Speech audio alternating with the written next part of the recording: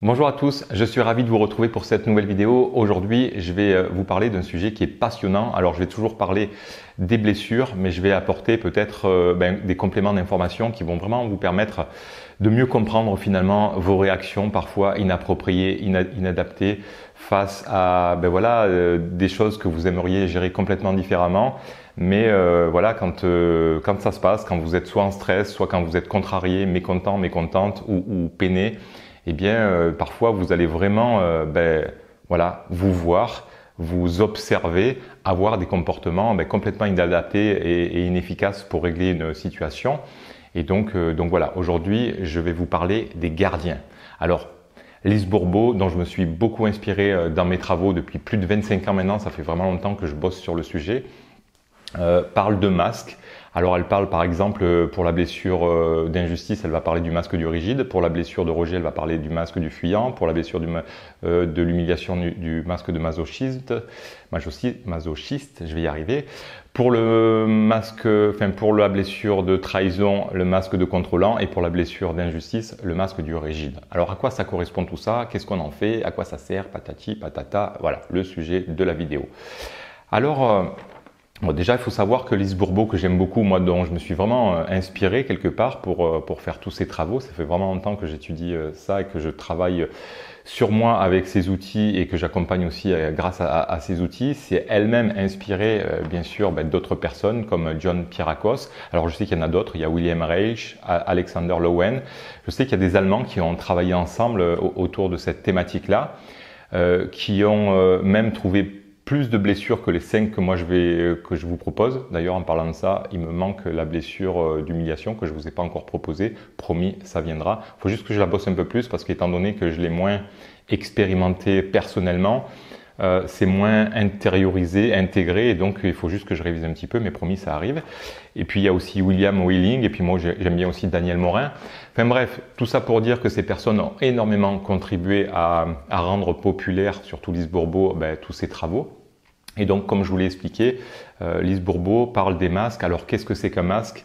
C'est finalement les comportements que nous avons mis en place, les comportements et les attitudes que nous avons mis en place dans notre petite enfance, à partir du moment où nous avons été blessés, à partir du moment où nous avons reçu, je ne sais pas, des paroles dévalorisantes, à partir où nous avons été délaissés, pas assez soutenus, ou que nous avons reçu trop d'amour et que nous avons eu ce sentiment d'étouffer et de manque de liberté, par exemple. Eh bien, pour éviter de souffrir, étant donné qu'enfant, nous n'étions pas en capacité et nous n'avions pas forcément non plus les compétences pour prendre soin déjà de ce qui a été blessé en nous, pour pouvoir venir réparer un petit peu la partie blessée en nous. Donc ça, normalement, c'est plutôt le rôle des parents de le faire, mais parfois, ils n'en sont pas capables non plus. Donc, et étant donné que nous n'avons pas à cet âge-là non plus pu nous protéger de ce qui était pas bon pour nous par rapport à ce que nous avions reçu. Hein. Après, ça peut être parents, ça peut être éducateurs, nounou, etc. Hein. Mais étant donné que finalement, eh bien, la douleur parfois était trop présente et que nous n'étions pas en capacité de la protéger, de la réparer, eh bien, nous avons développé de manière complètement inconsciente et involontaire, eh bien, finalement, des stratégies. C'est vraiment comme ça qu'il faut le comprendre. Ce sont des stratégies pour éviter de ressentir la douleur à nouveau. Alors, imaginez qu'à 2 ou 3 ans, il y a vraiment quelque chose qui vous est blessé. Je sais pas, on a oublié de venir vous chercher à la maternelle ou quand on vous a mis à la crèche, par exemple, des choses comme ça.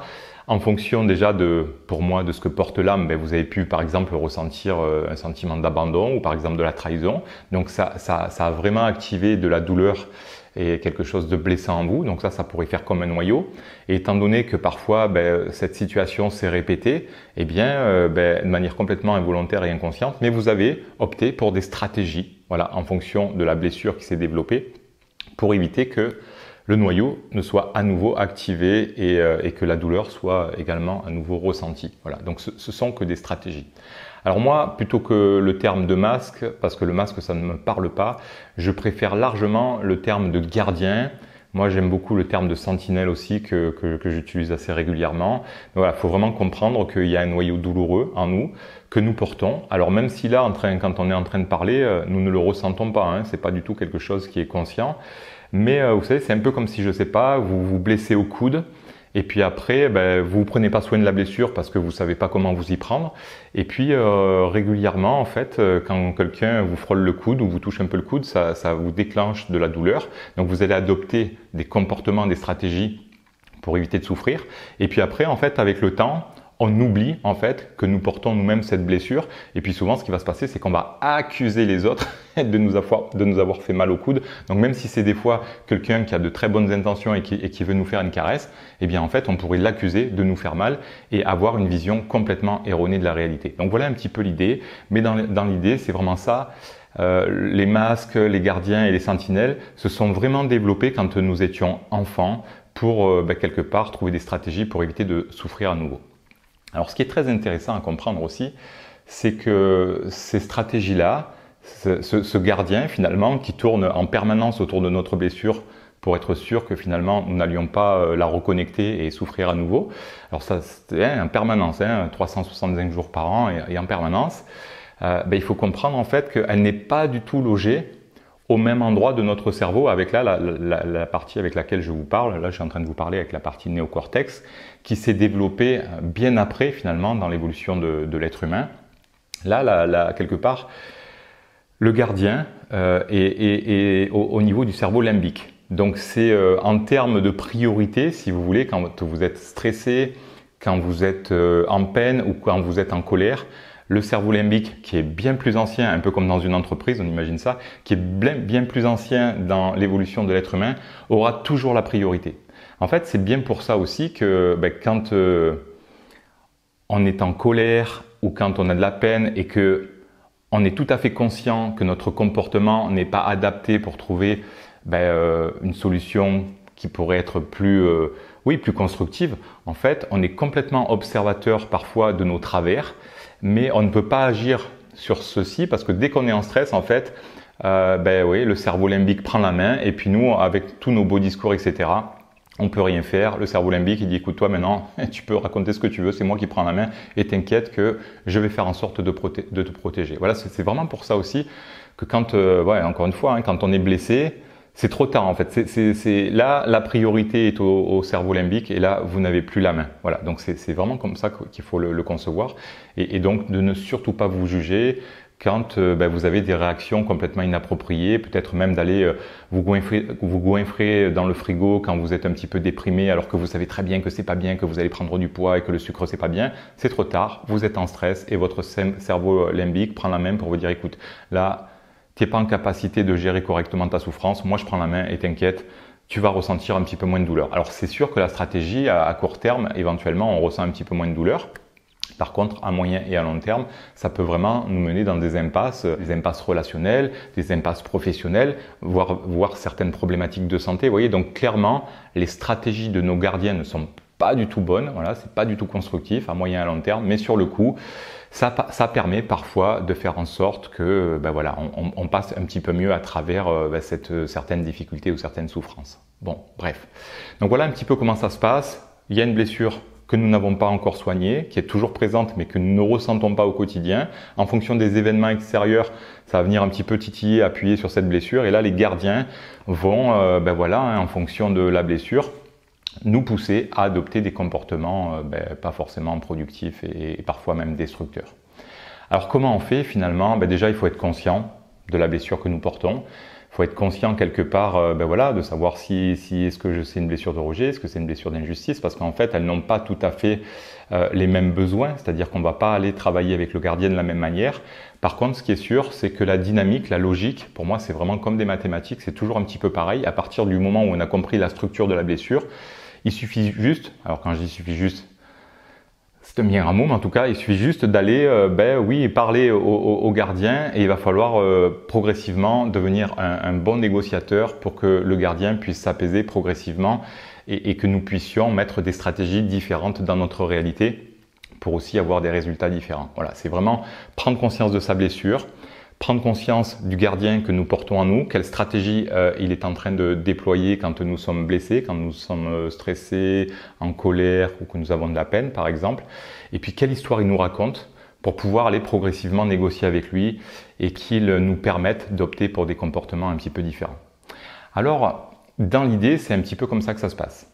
J'imagine que comme tout le monde, voilà, vous avez été adolescent, sauf si vous l'êtes encore quand vous regardez ma vidéo, mais en tout cas, on imagine, voilà, vous avez dépassé la vingtaine, vous avez été adolescent, et comme beaucoup d'adolescents, j'imagine que vous avez voulu sortir parfois un petit peu plus tard que l'heure à laquelle on vous avait demandé de rentrer. Par exemple, je sais pas, à 14 ans, je dis n'importe quoi, mais à 14 ans, on pouvait vous demander par exemple de rentrer à minuit, et des fois, on avait envie de rentrer à 1h du matin ou à 2h du matin. En fait, là, il va vraiment falloir être très intelligent parce que à 14 ans, si on commence à dire aux parents qui ont le pouvoir en fait, hein, là, moi je prends l'exemple des parents, les parents sont un petit peu la représentation des gardiens, c'est-à-dire que nous avons envie d'aller un petit peu plus loin, d'explorer le monde et de rentrer peut-être plus tard.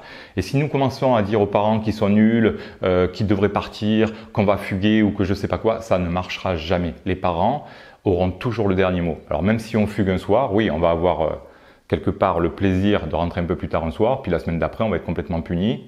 Et puis après, peut-être qu'on va même, on va même devoir rentrer plus tôt que la consigne de minuit parce qu'on n'a pas été capable d'assumer quelque part, voilà, juste oui, nos parents ne nous font plus confiance, donc voilà, c'est un peu comme ça que ça se passe. Donc là, c'est vraiment comme ça qu'il va falloir négocier avec les gardiens, avec nos parents. C'est vraiment les rassurer, c'est-à-dire qu'à la base, vous avez bien compris que les gardiens, les sentinelles, leur intention, c'est vraiment de nous éviter de souffrir. Donc l'intention est vraiment bonne, comme des parents qui seraient peut-être trop précautionneux avec nous et qui n'auraient pas adopté de bonnes stratégies. Donc là, il va falloir être capable de développer des compétences pour aller les rassurer. Et dans cet exemple-là, on pourrait très bien dire à nos parents, par exemple, parce que si on y va avec la force, avec tout un tas de trucs, ça ne marchera pas. Il va falloir être capable, par exemple, de dire, voilà, papa, maman, je sais que d'habitude, la règle, c'est de rentrer à minuit. J'ai conscience que vous faites ça pour mon bien parce que vous n'avez pas envie qu'il m'arrive un accident sur la route, que je consomme de la drogue, trop d'alcool ou je ne sais quoi. En fait, il faut être capable d'aller comprendre un petit peu leurs besoins pour les rassurer et dire ok, peut-être que pour cette fois c'est exceptionnel. Je voudrais juste qu'on teste, peut-être juste dépasser d'une demi-heure ou d'une heure. On fait un essai, si ça va pas, on est d'accord, on reviendra sur minuit, mais à titre exceptionnel, est-ce que je peux tenter? Et puis on peut même les rassurer encore davantage en disant écoute, si vraiment tu as peur que je boive trop après minuit, je te promets, je t'envoie un petit message où je t'appelle à minuit 30 ou à 1h, comme ça je te rassure et forcément on imagine que les parents pourrait, je dis bien pourrait, parce que peut-être qu'il faut encore aller un petit peu plus loin dans cette négociation, mais pourrait s'ouvrir à la possibilité de répondre à notre demande plus favorablement. Vous voyez, donc c'est vraiment comme ça que je travaille. C'est identifier la blessure, identifier les gardiens en place, les comprendre qu'est-ce qu'ils cherchent à protéger, pour déjà premièrement peut-être arriver à négocier correctement avec eux. Voyez, pour qu'ils puissent nous permettre de nous réaliser un petit peu différemment, nous ouvrir à certaines choses. Parfois, les blessures nous mettent juste la pression pour nous pousser à faire des choses ou pour nous pousser à faire le mieux que nous pouvons. Mais des fois, voilà, il va falloir aussi négocier avec ces gardiens pour leur expliquer que l'intention est bonne, qu'on reconnaît que leur intention est bonne, mais que leur manière de s'y prendre avec nous est peut-être un petit peu désavantageuse. Donc leur démontrer ça et progressivement mettre une autre stratégie en place progressivement pour vraiment commencer à arriver à expérimenter d'autres comportements et d'autres attitudes vis-à-vis d'une même situation. Voilà un petit peu comment moi je travaille. Voilà, j'espère que ça va vous permettre d'avoir une meilleure visualisation quelque part de comment est construite réellement la blessure ou les blessures. Elles sont toutes construites sur le même schéma finalement. Après, il faut juste aller les écouter, discuter avec elles, négocier et puis progressivement, et là on est plus dans un travail un petit peu différent, mais aussi parfois être capable parce que ça, ce que je suis en train de vous dire, on travaille sur le gardien, d'accord? Donc le gardien va se détendre progressivement et puis il va falloir aussi être capable parfois d'être compétent dans la manière dont nous allons nous occuper de ce qui pourrait être encore blessé en nous. Donc là, c'est plus un travail de libération émotionnelle, peut-être en reparlant de ce qui a fait mal, de manière à ce que on puisse vivre simplement la tristesse ou la colère que nous n'avons pas pleinement vécu quand nous étions enfants ou petits, etc. Et ce sont des choses que nous pouvons aussi revivre simplement parce que quand l'extérieur vient appuyer, en fait, ça vient réactiver. Donc c'est pas très difficile à retrouver comme sensation et à réactiver pour être libéré. Bon, j'espère que cette vidéo vraiment vous a plu, qu'elle va vous permettre de voir les choses avec encore un peu plus de compréhension.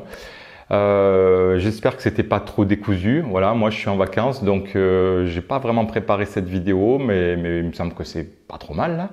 Donc voilà, n'hésitez pas à partager, n'hésitez pas à liker si vous avez apprécié, à laisser un petit commentaire. Franchement, ça me fait toujours super plaisir. Je sais qu'il y en a qui jouent vraiment le jeu, je vous remercie au passage. Et puis à poser vos questions, et puis éventuellement, si vous souhaitez être accompagné sur cette thématique, vous avez tous les liens sous la vidéo. Et puis en attendant, moi je vous dis à très bientôt. Et puis passez un bel été parce qu'on est en été. Et puis si vous regardez cette vidéo en hiver, eh bien écoutez, je vous souhaite une belle continuation et je vous dis à très bientôt. Bye bye, salut!